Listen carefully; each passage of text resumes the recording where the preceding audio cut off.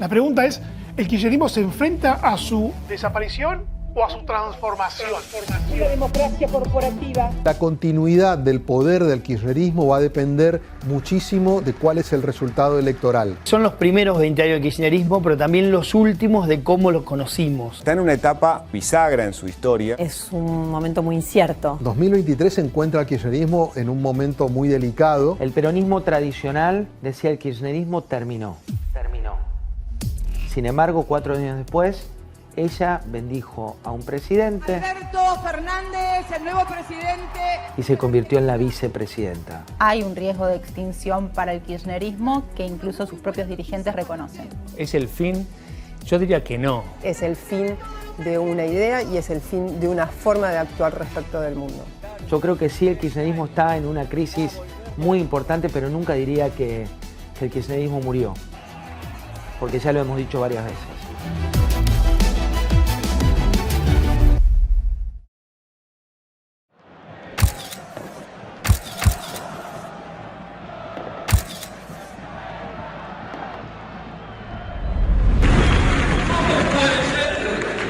La única alternativa que tiene la Argentina es el actual ministro de Economía.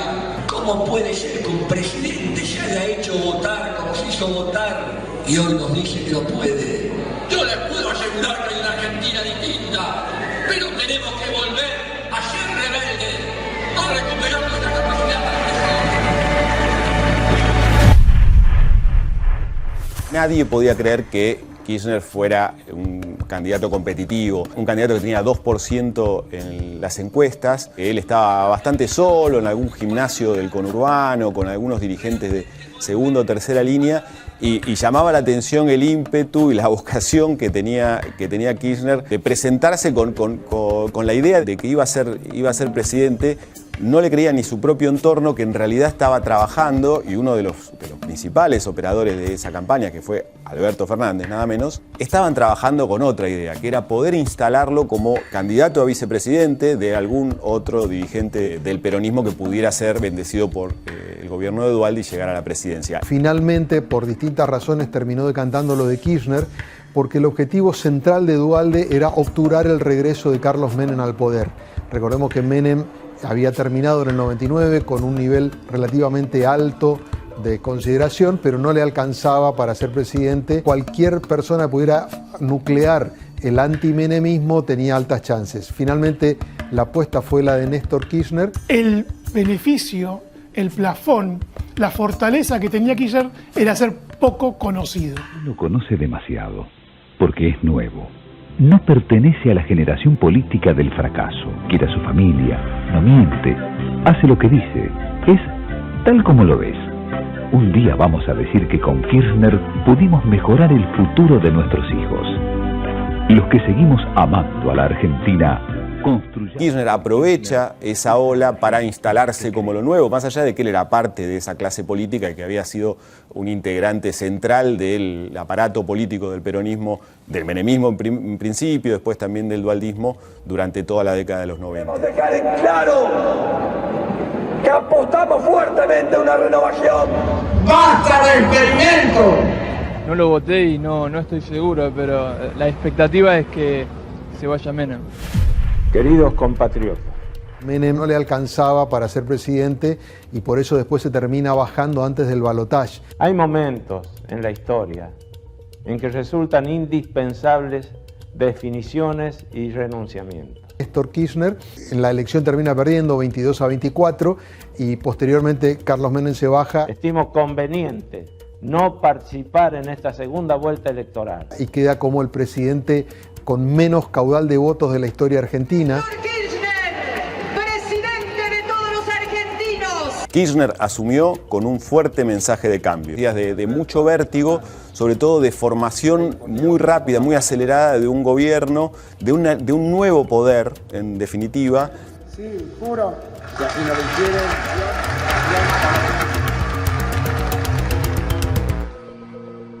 Kirchner entró, digamos, al gobierno con una fuerte idea que fue la construcción inmediata de poder y fue camino hacia el extremo muy, muy rápido, aunque Kirchner, a diferencia de Cristina, era un pragmático total, ¿no? Mucho menos ideológico de lo que hoy lo han reinventado a estos militantes de la cámpora. El doctor Néstor Kirchner, presidente electo de la Nación, de la República Argentina. ¿Sí? ¿Crees que no había venido? No, ¿crees que salí? ¿Cómo le va? Adelante, doctor. Y desde el primer momento, como con una autoridad muy férrea, en ese momento, a través de quien él había designado como jefe del bloque, Agustín Rossi, marcó los límites de ese poder, castigando a quien se atreviera a desafiarlo. Fue una suerte de continuidad de lo que se venía haciendo, sobre todo en materia económica, desde el periodo de Duhalde. De hecho, su principal apuesta fue conservar a Roberto Labaña como ministro de Economía, quien era el que de alguna manera venía encabezando la gestión de la salida de la crisis más profunda, después de la enorme devaluación, de la salida de la convertibilidad. Parte de ese costo lo pagó el primer ministro de Economía, que fue Remes Lenikov. La ley que acabamos de sancionar da salida formal a la convertibilidad. La gestión económica del kirchnerismo hay que entenderla siempre con el ajuste previo que hizo Remes Lenikov como ministro de Duhalde. Le permitió a Néstor Kirchner arrancar con toda la capacidad industrial que había generado el menemismo, digamos, los años de inversión, sobre todo los primeros del menemismo, y al mismo tiempo con un contexto muy favorable a nivel internacional, que tenía que ver con precios de la soja a niveles récord. Son 2 años de gestión de bastante, digamos, nivel de consenso, donde busca articular con el resto del peronismo, donde le hace bastante caso a lo que Labaña le va marcando, es la época de los superávit gemelos, comercial y fiscal. Y después en un momento él termina mostrando su verdadera personalidad. Néstor no quería un superministro, quería ser él el ministro. Este esquema se va a romper a partir del 2005, que entiendo que es como un año bisagra, por el cual él va de algún modo tensionando con su ministro de Economía estrella, que era Labaña, de algún modo ser un poco más dispendioso con los gastos.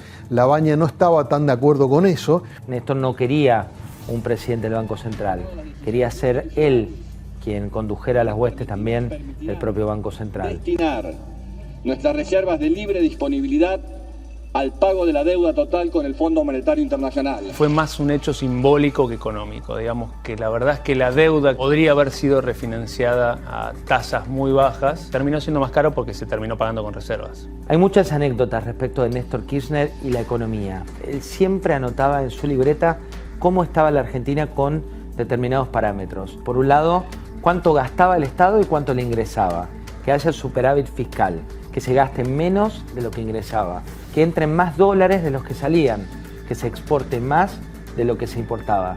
Ese superávit comercial le daba, con la combinación del superávit fiscal, esta receta que fue la que marcó la gestión de Néstor Kirchner, y un contexto que era muy distinto porque tuvo mucha suerte también de viento de cola con commodities muy altos. Ni bien asume, Kirchner toma como bandera la defensa de los derechos humanos, con mucho énfasis en impulsar desde el gobierno la reapertura de los juicios por los crímenes de la dictadura. En poco tiempo se convierte en un rasgo identitario que va a recorrer los 20 años. Hay gestos que son claves, como la inclusión de las madres y abuelas de Plaza de Mayo en la gran mayoría de los actos públicos, el famoso acto de 2004 en el que ordenó bajar el cuadro de Videla del Colegio Militar y la decisión de sacarle a la Armada el control del edificio de la ESMA. En paralelo se da la embestida contra la Corte heredada del menemismo y la construcción de una nueva Corte. La triste, célebre mayoría automática que con su accionar afectan seriamente su prestigio y la posibilidad que contemos con una justicia independiente y digna. Es el primer episodio de una larga saga de conflictos que van a ir subiendo el volumen hasta hacerlo atronador en los últimos años. La gente acompañó un proyecto de país que está comenzando a cambiar la vida de los argentinos. Eso es lo que la gente apoyó. A partir del triunfo de Cristina en la provincia, el kirchnerismo se queda con el control definitivo del aparato peronista. Néstor Kirchner se transforma en el líder indiscutido de todo el espacio y Cristina Kirchner, que hasta entonces Era una senadora por una provincia con muy poco caudal de votos, consigue más de 3 millones de votos. Yo creo que ahí aparece la figura de Cristina respaldada por el apoyo popular, que va a trasladarse después como figura también a la provincia de Buenos Aires.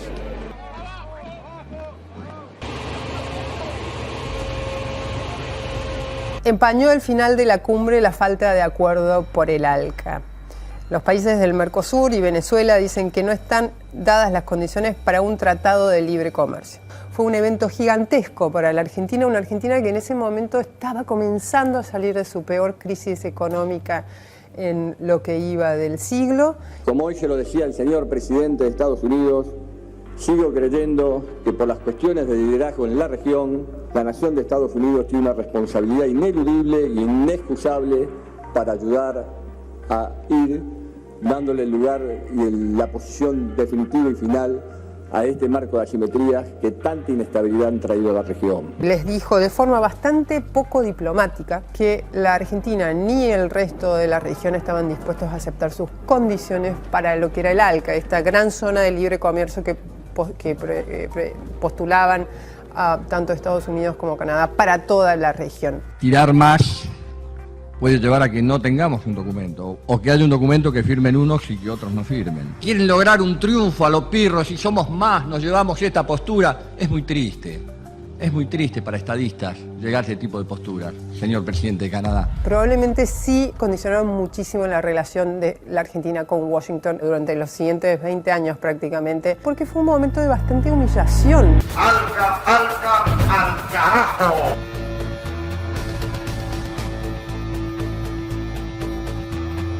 Era una época en la cual se difundía cuánto subían los limones, cuánto subían los tomates, y a partir de ahí, algo tan micro como puede ser un producto, se terminó generando un debate nacional. El 29 de enero de 2007 se publica un decreto que desplaza a la directora del área de precios del INDEC, que es Graciela Bebacqua, y se pone en su lugar a una interventora llamada Beatriz Paglieri, que respondía directamente a Guillermo Moreno. Creo que era una buena oportunidad para la credibilidad del INDEC, que es una pata importante dentro de la credibilidad del gobierno.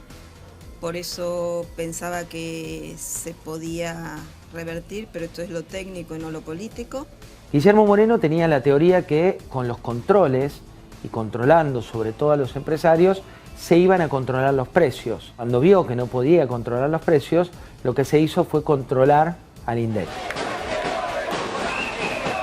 Lo que primero le había pedido Moreno es que pasara las listas de los comercios. Se negaron a pasarle esas listas con las que Moreno pretendía ir directamente a los comerciantes para decirles que les pasen al INDEC otros precios.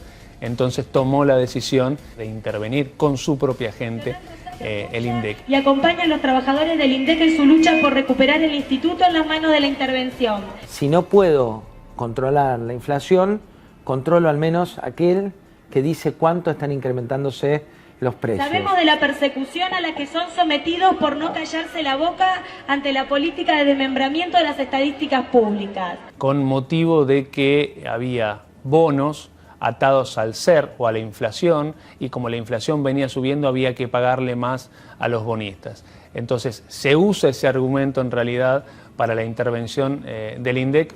Se intervino con lo que se llamaban los batata entries, así lo llamaban irónicamente a los data entries, que no eran los que recolectaban los datos correctos. Fue un anticipo del desprecio del kirchnerismo por las instituciones, particularmente el INDEC fue la primera en donde realmente podemos ver en carne propia cómo se desmantela una institución que era de mucho prestigio en América Latina, muestra cómo se ejerció la violencia política por parte del kirchnerismo. Adentro del organismo se persiguió a muchos técnicos y sobre todo a muchas mujeres, que fueron las principales desplazadas de los cargos directivos, y podemos decir que se cristalizó la mentira como un relato a través de las encuestas o informes o estadísticas públicas que producía el INDEC. Dolores Argentina, la nena que nació el día que todos nos queríamos morir. Hoy, Dolores Argentina es una chica normal. ¿Los que la conocen? Cada vez más la llaman Argentina y menos dolores. Lo más importante es que siga creciendo en paz. ¿Sabes lo que es tener una Argentina que crece todos los días un poquito? Sí sabes. Cristina, Cobos y vos. En el año 2007, cuando debía producirse la renovación del mandato de Néstor Kirchner, él empezó a jugar en público con la idea de si era un pingüino, una pingüina, quien iba a ser candidato presidencial de ese año. Fue Cristina, ganó claramente esa elección, pero Néstor, con posterioridad y por lo que uno pudo reconstruir a partir de fuentes que conocían a los dos personajes, después se arrepintió de haber tomado esa decisión, se dio cuenta que él quizás también hubiese ganado y hubiese podido hacer otras cosas, se sentía muy incómodo con la situación de que algunos quisieran aprovecharse de que su esposa era la que estaba al frente y no él. Después de un despegue fuerte económico en los años de Néstor Kirchner, empieza a acumular distorsiones. El 2008 empieza con el kirchnerismo en la cima de su poder y en marzo, los primeros días del año, prácticamente estalla un conflicto que los toma por completo de sorpresa, ¿no? El kirchnerismo no esperaba jamás la magnitud de la crisis que se desata a partir de la medida, la famosa resolución 125 de retenciones móviles. Costo político altísimo, niveles de tensión como pocas veces hubo, y un activo que generó eso que unió por primera vez a todos los dirigentes de lo que fue la mesa de enlace. Y Cristina fue la que logró que el pequeño productor y el gran hacendado terminen jugando en un mismo equipo. A partir de ahí para el campo no hubo más división. Hubo una unión que fue, vienen por nosotros y nosotros somos la economía argentina. Sin duda es un error capital del kirchnerismo.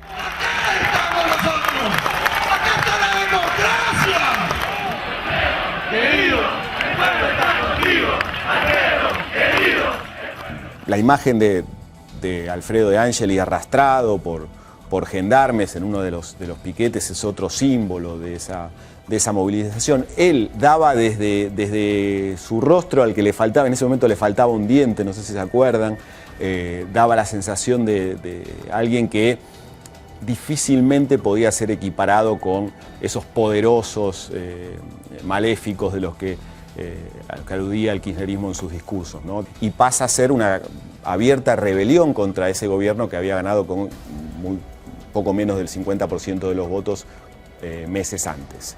Los expuso al abismo como ningún otro conflicto, como ninguna otra crisis en estos 20 años de historia del kirchnerismo, al punto que Cristina y Néstor Kirchner pensaron y estuvieron a punto de renunciar al poder, cosa que en ningún otro momento estuvieron tan cerca de dar un paso como ese. Puerto Conecto con el campo, siguiendo de la capital. ¿Sienten este clamor que hay? No creo que podamos hacer otra cosa. Acá está el pueblo, acá está la gente que no se le pagó, acá está la gente que viene con convicción. Este conflicto abroquela a los Kirchner dentro de su sector más fanático e inaugura lo que con el tiempo se empieza a llamar como la grieta, ¿no? Creemos que todo se arregla con intolerancia, con golpes, con bocina, cacerola o corte de ruta. Yo creo, sinceramente, argentinos, que así no se arreglan las cosas. Al contrario, cada vez se desarreglan más.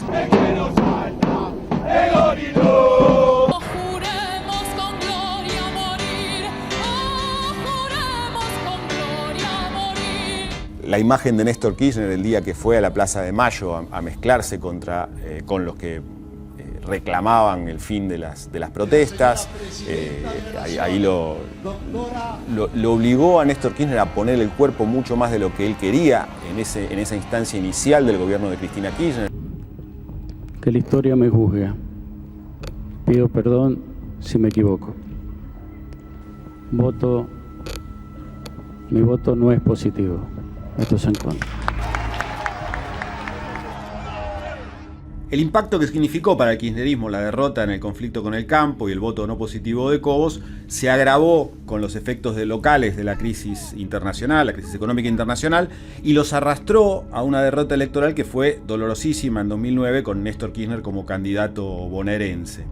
Fue otra de esas ocasiones en las que se pronosticó la muerte del kirchnerismo. Hemos perdido por 1,5 puntos, 2 puntos, y no tenemos ningún problema de reconocer la victoria de nuestros adversarios y no recurrimos ni al fraude, ni a esto, ni al otro, porque si el peronismo hubiera ganado Por 2 puntos seguramente hasta ahora estaríamos denunciados de fraudes, nosotros no. Y sin embargo, paradójicamente, marcó una reconversión que en poco tiempo terminaría de pagar dividendos. Arrancan una actividad frenética desde el gobierno con la aprobación de leyes muy simbólicas para la construcción de la identidad del kirchnerismo. El gobierno son los peronistas, ¿qué te pasa, Clarín? Tranquilízate, por Dios, te abrimos los brazos para que te pongas tranquilo. Como la UH, la movilidad jubilatoria, la ley de medios, el matrimonio igualitario. Hoy somos una sociedad un poco más igualitaria que la semana pasada. Para el 2010 la economía además empieza a dar un vuelco, viene un cambio de ánimo que se refleja en los festejos del Bicentenario, y antes del gran sacudón, la gran disrupción de octubre de ese año, se puede decir que la competitividad del gobierno ya había recuperado el tono. Si los 20 años de kirchnerismo tuvieron un rasgo inalterable, fue la permanente embestida desde el poder contra la prensa y contra la justicia, en este caso ahora con el foco claramente puesto sobre los jueces de la Corte Suprema que están siendo sometidos a un juicio político en el Congreso. Otro de los problemas que tuvo Cristina fue la elección de sus ministros de Economía. La mayoría le generaron placebos de corto plazo, pero problemas de largo aliento. Hoy no te deja dormir, mi beso de mí, ella está aquí. Por ejemplo, Amado Boudou, una persona que hace su carrera primero como un joven político de Mar del Plata, un hombre de la UCD, que ella se ve seducida por el talento político de Boudou y lo termina convocando como ministro de Economía. Un ministro que en su momento fue bastante cuestionado y que terminó generándole muchísimos problemas ya en la etapa de vicepresidente de la Nación, cuando él intenta quedarse ni más ni menos que con la máquina de hacer billetes, con Chicone. Otro ministro de Economía fue Axel Kicillof.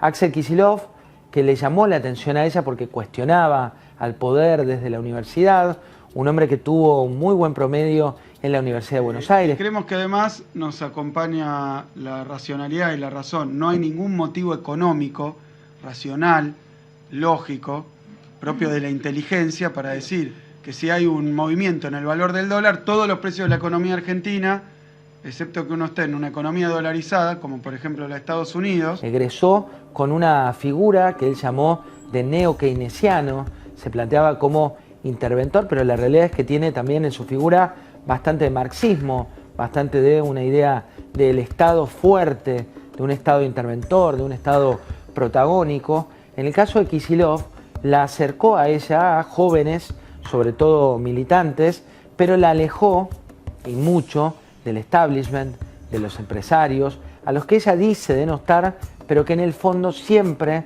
le gustó sentirse parte. Esta es la etapa del jueves 28 de octubre del 2010. Murió Néstor Kirchner, perplejidad y conmoción en todo el país.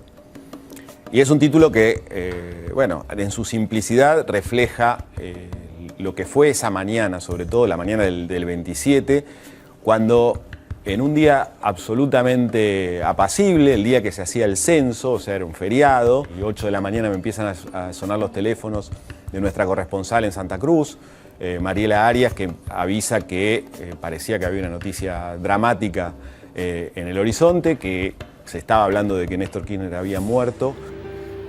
Bueno, aquí estamos de vuelta. En el vivo, ¿no? Con una energía de alegría, que estábamos en la calle con Leo haciendo un censo en vivo y nos enteramos que falleció Néstor Kirchner. Esa es la noticia.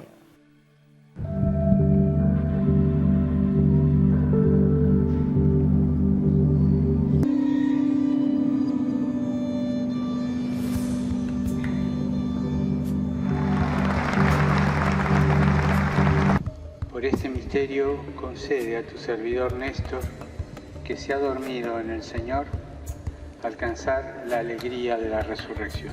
Y empezó a generar, casi te diría desde ese mismo día, se empezó a generar un debate en el mundo político, un debate un poco soterrado, porque en la conmoción de la muerte esos análisis quedaban un poco como en voz baja, pero la idea de cómo va a ser Cristina para asumir el liderazgo político del gobierno y del peronismo y sus aliados.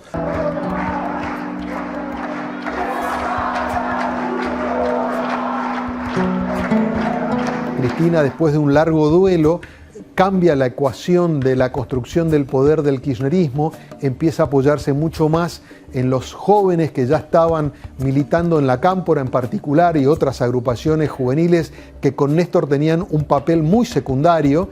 Se corre de los referentes políticos tradicionales del peronismo, con los cuales ella nunca tuvo una gran empatía, y empieza a reconstruir esta idea de la mujer solitaria que está en una situación totalmente adversa, que encuentra una economía que empieza a rebotar después de la crisis financiera internacional. El 2010, el 2011 no son malos años en materia económica, y eso termina con el 54% de los votos en la elección del 2011, que ha sido una elección histórica para el kirchnerismo.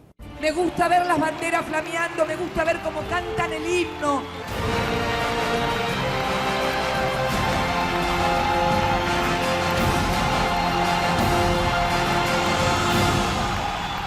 Cristina Fernández de Kirchner, presidenta de la Nación. Amado Boudou, vicepresidente.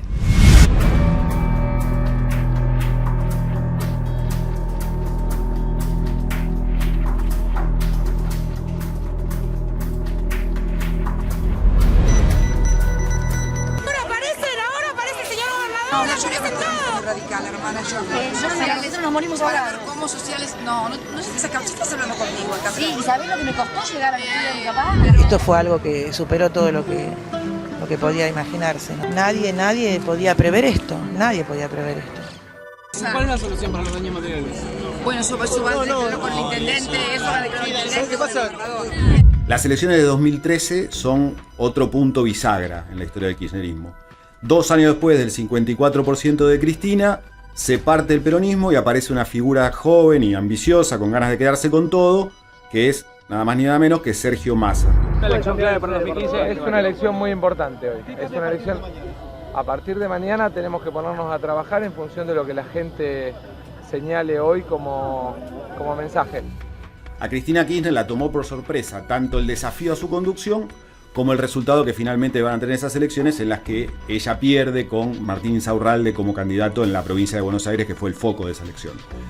El resto de su mandato tuvo casi como prioridad política para ella obturar ese frente interno, complicarle el armado a Massa y tratar de retener la primacía en el peronismo. Pero finalmente la división interna le permitió a Macri ganar en 2015 después de unir a todo el anti-kirchnerismo.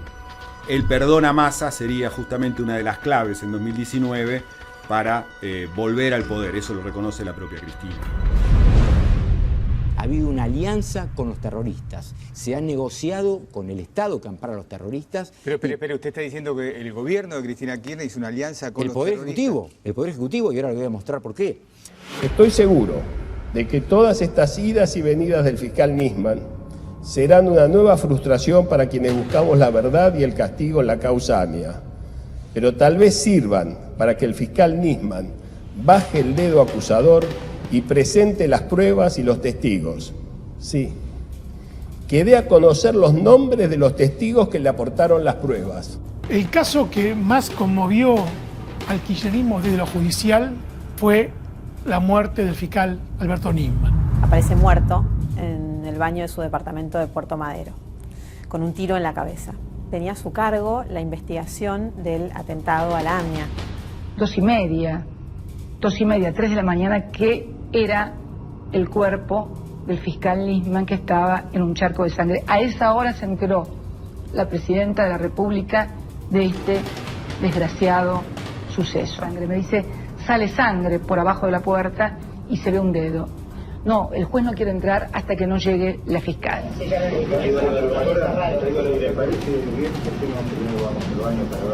estaba mirando un texto. Por ahí se está organizando, lo que sea, estamos perdiendo tiempo. No me cabe duda, pero necesitamos preservar todo, preservar todo. Pero vayamos primero por la vida de la persona que está adentro. Sí, ya lo sé. Nisman no sufrió un accidente, Nisman no se suicidó, a Nisman lo mataron. Y su muerte es un magnicidio de proporciones desconocidas. Y cuando me refiero concretamente al caso del fiscal Nisman, en el segundo párrafo pongo suicidio entre signos de interrogación. La tapa del diario La Nación titulaba Estupor y protestas por la muerte del fiscal que denunció a la presidenta. Los reclamos eran: yo soy Nisman, todos somos Nisman. Y la verdad es que cuando uno mira esto hoy, hacía 2 días de la muerte y se estaba reclamando el esclarecimiento. Parece que esta gente ya sabía que no se iba a saber lo que iba a pasar, ¿no? Porque no necesariamente en 2 días tenés esclarecido un hecho. Y además es de hecho lo que sucedió, ¿no? Al día de hoy no hay nadie preso por el atentado a la AMIA y no se sabe qué pasó con Nisman.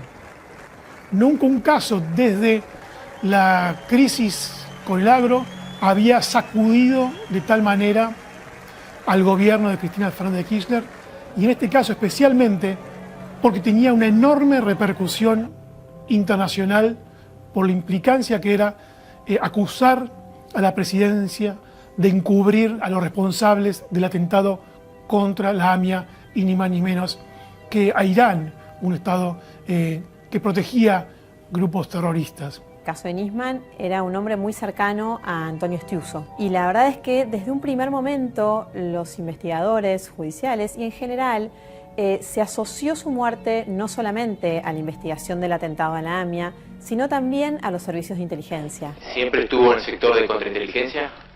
24 años. ¿Usted tiene alguna profesión o algún título terciario? Ingeniero en electrónica. Cuando Cristina Kirchner firma un acuerdo con Irán, quiebra esa relación que había mantenido secretamente Néstor Kirchner con los Estados Unidos. Por eso Estiuso se tiene que escapar de la Argentina, porque es insostenible la doble fidelidad. La relación de Cristina Kirchner con los Estados Unidos nunca más se pudo reconstruir hasta el presente. La causa está congelada. Normalmente después de un procesamiento, en este caso un procesamiento confirmado, se eleva a juicio. El problema es que acá, ¿qué van a elevar a juicio? ¿Un homicidio de quién? ¿Cómo entró, cómo salió esa persona del departamento de Nisman? Eso no se sabe. Por ahora está Diego Lagomarsino, acusado de haber sido el hombre que le dio el arma al supuesto asesino que no sabemos qué es. Me parece que esta etapa nos dice mucho de eso, ¿no? Ganó Macri, de acuerdo a la tendencia.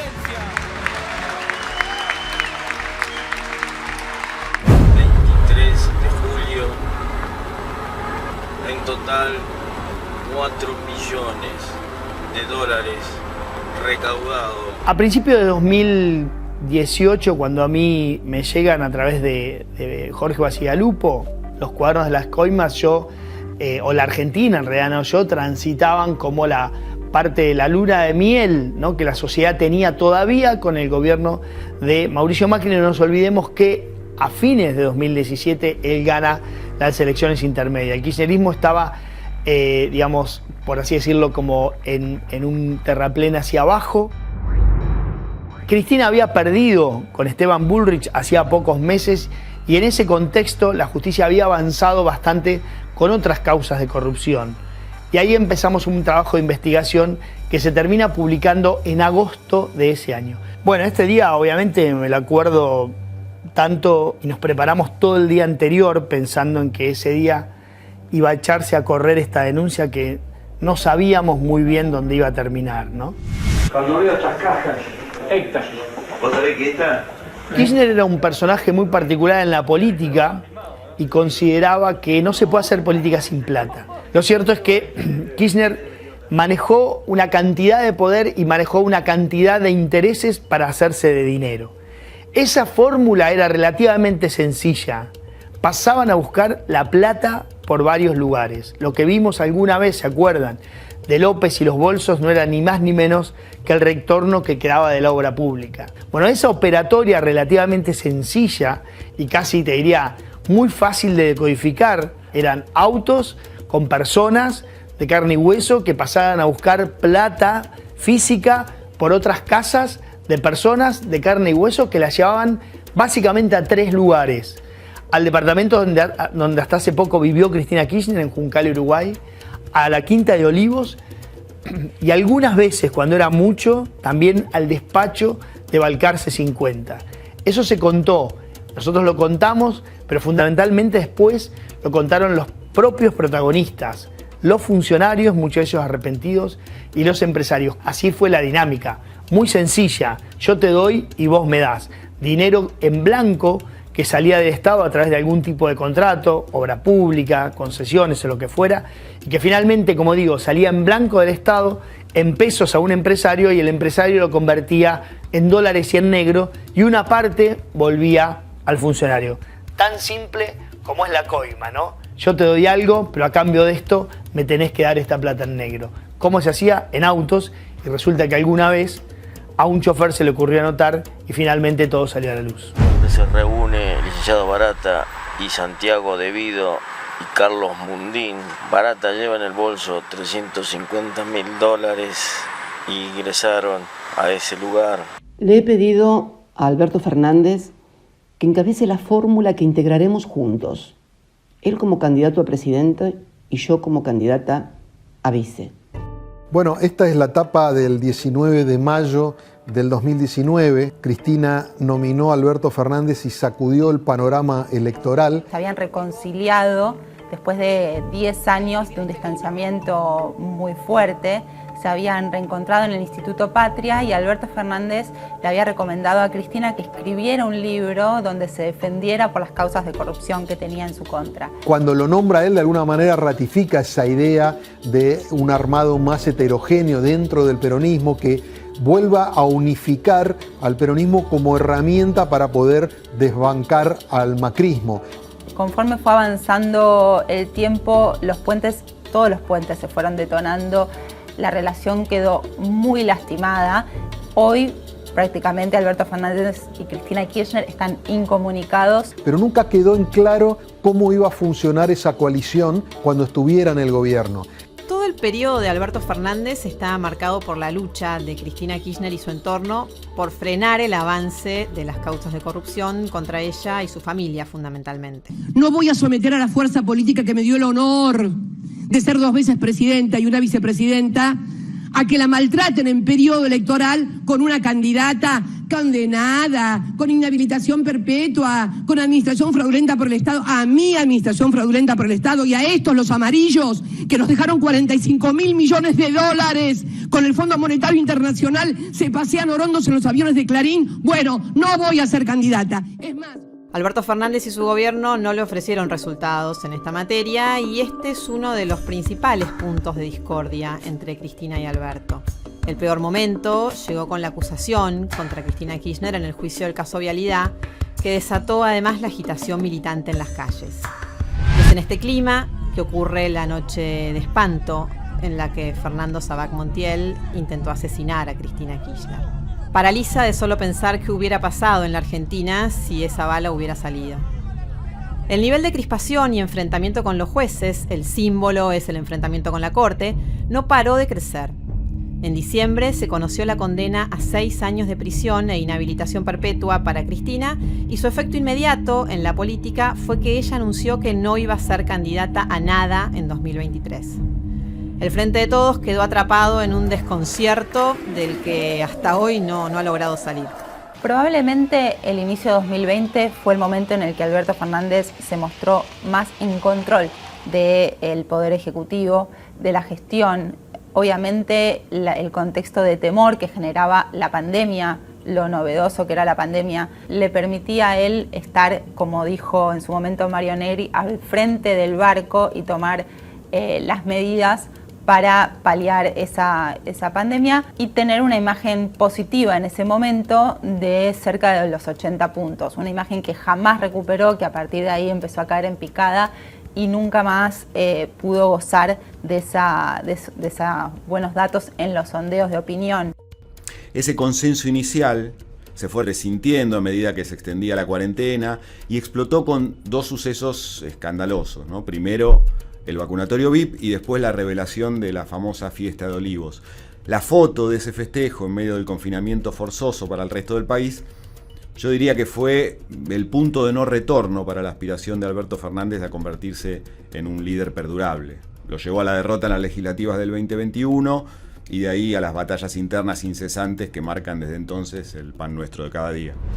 y después hubo una enorme disfuncionalidad desde el punto de vista político, con todas las implicancias que eso tuvo y que se terminó trasladando a todos los aspectos. Son muy pocas las cosas por las que Alberto Fernández será recordado probablemente. Entonces estamos viendo que las exportaciones caen, las reservas no alcanzan para sostener a la actividad económica, que de a poquito va entrando en una recesión con una inflación muy alta. O sea, la situación es realmente crítica. Termina siendo una gestión muy pobre, con una crisis económica que no permite mostrar ningún otro tipo de logro. Cristina defiende hoy las políticas llevadas adelante por Sergio Massa, que van a contramano de lo que siempre planteó Axel Kicillof. Sergio Massa, con acuerdo con el Fondo Monetario Internacional, tratando de ordenar en parte las cuentas públicas, tratando de minimizar este déficit fiscal.